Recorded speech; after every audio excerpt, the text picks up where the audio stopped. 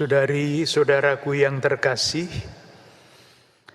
kalau kita memahami latar belakang kisah mengenai Yesus yang ditanya oleh seorang ahli Taurat tentang perintah mana yang paling utama, mungkin kisah ini akan lebih bermakna bagi kita.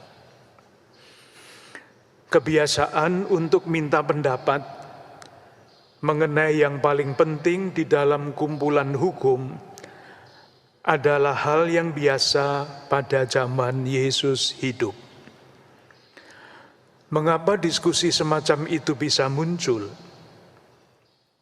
Menurut keyakinan pada waktu itu, Musa menerima 613 hukum di Gunung Sinai. Ada yang merupakan perintah, ada yang merupakan larangan. Ada yang cenderung untuk menambah dengan segala macam peraturan yang lain. Ada juga yang sebaliknya, cenderung untuk meringkasnya menjadi pegangan yang dasar. Menurut cerita, pernah terjadi seorang bukan Yahudi bertanya kepada seorang guru Yahudi begini, "Ajarkanlah kepadaku seluruh hukum, sementara aku berdiri di atas satu kaki." Lalu guru itu menjawab, "Yang paling kamu tidak sukai, janganlah lakukan hal itu kepada orang lain. Inilah inti seluruh hukum. Yang lain adalah penjelasan." Guru yang lain berkata, "Dunia ini berdiri di atas 3 tiang, hukum, ibadah, dan karya kasih." Dan kalau kita membaca kitab para nabi Perjanjian Lama, nabi-nabi juga sudah berusaha memberikan ringkasan dari sekian banyak hukum itu.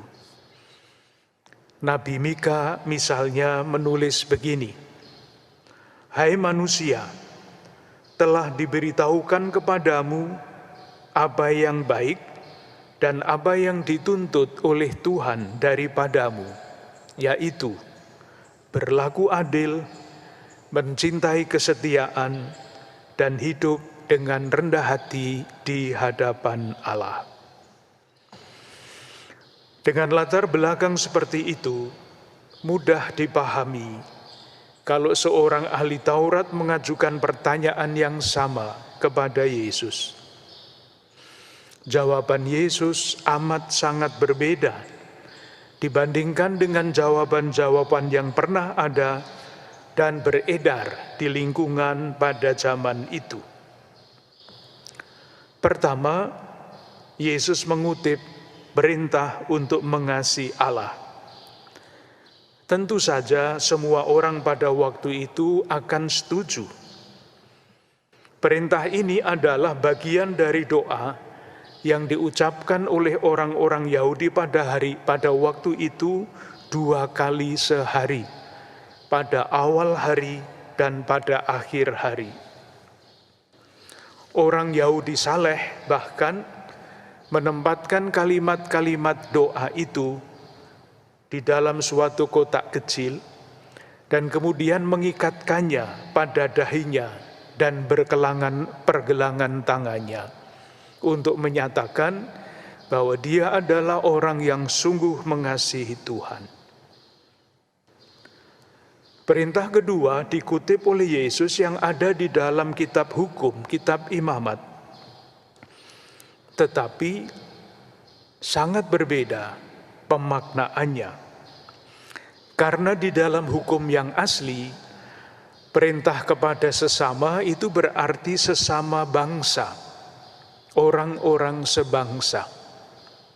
Yesus menghilangkan batasan itu sehingga mengasihi sesama menjadi perintah yang tanpa batas. Dengan demikian di dalam jawaban Yesus terdapat 2 hal yang baru.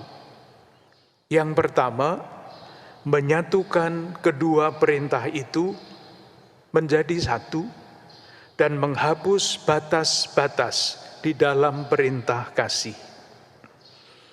Dengan cara itu, Yesus menegaskan bahwa satu-satunya jalan untuk membuktikan bahwa seseorang sungguh mengasihi Allah adalah dengan mengasihi sesama tanpa batas-batas apapun. Saudari-saudaraku yang terkasih, yang juga menarik adalah pernyataan ahli Taurat bahwa mengasihi Tuhan dan mengasihi sesama adalah jauh lebih utama daripada semua korban bakaran dan korban sembelihan. Apapun penjelasan dari kata-kata ini, berkaitan dengan iman, ada dua istilah yang bisa dibedakan, tidak dipisahkan, yaitu ungkapan iman dan wujud iman. Iman kita ungkapkan di dalam bentuk ibadah, doa, ziarah, dan sembah bakti lainnya. Bersamaan dengan itu, iman perlu juga kita wujudkan dengan mengasihi sesama dalam arti yang seluas-luasnya. Dan kiranya bisa ditambahkan juga bukan sekedar mengasihi sesama, tetapi juga mengasihi seluruh alam ciptaan Tuhan. Saudari-saudaraku yang terkasih, pertanyaan terakhir yang dapat kita ajukan adalah ini: mengapa Yesus sampai pada kesimpulan itu? Jawabannya sederhana. Yesus tidak membuat kesimpulan spekulatif ataupun kesimpulan teoritis. Yang ia nyatakan adalah yang ia lakukan. Seluruh hidup Yesus adalah penampakan kasih kepada Allah yang dijalani dengan kesadaran penuh dan dengan pengertian yang utuh, dengan segenap hati, segenap jiwa, segenap akal budi dan kekuatan. Bersamaan dengan itu mengenai karya, Yesus diceritakan bahwa ia selalu berjalan keliling sambil berbuat baik kepada siapapun tanpa batas, tanpa membeda-bedakan. Dengan cara ini, Yesus menuntun ahli Taurat yang bertanya kepadanya pada pemahaman agama yang sejati.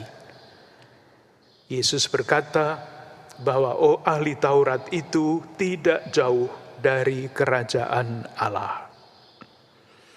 Saudari-saudaraku yang terkasih, di tengah arus zaman, di mana agama tidak jarang diperalat, bahkan dijadikan alasan untuk membenci dan melakukan kekerasan, semoga sabda Tuhan yang kita dengarkan pada hari ini mendorong kita semua untuk tanpa lelah terus berusaha menghayati hidup iman, menghayati hidup keagamaan kita dengan meneladani Yesus, mengasihi Allah, rajin berbuat baik tanpa batas.